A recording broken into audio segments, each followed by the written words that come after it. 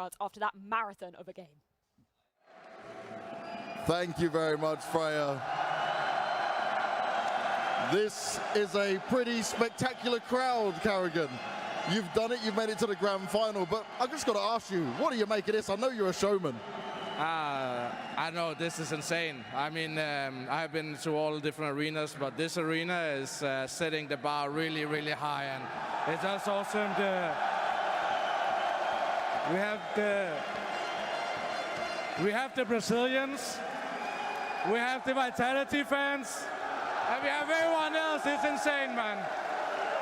No, you mentioned the Brazilian fans there as well. They said the only reason they're staying is to support you guys on FaZe. You happy with that kind of support?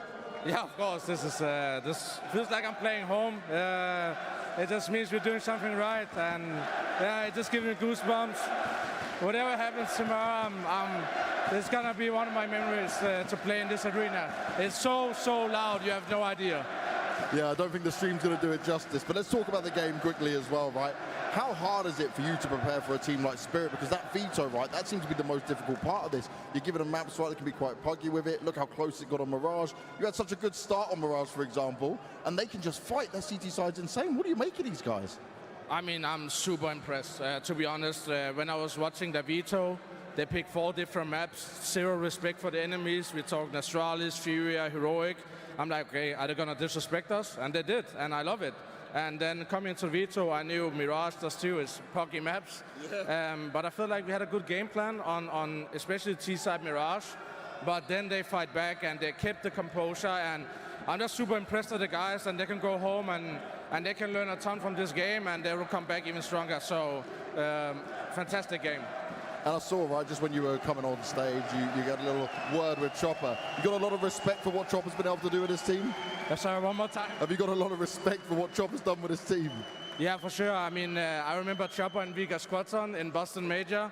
They beat us, and I was like, who's these guys? And then they changed all the players. They come here with an academy player from 4 months ago. Wow, it's not often I'm impressed, but I want everyone in here to give a big hands to Spirit, please.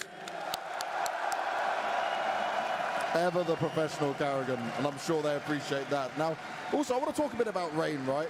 Came under heavy criticism about his performance. This major so far, he stepped up beyond belief. How much of an easier job does it make for you in terms of like maneuvering around and things you want to do with the team when you've got him able to step up like this?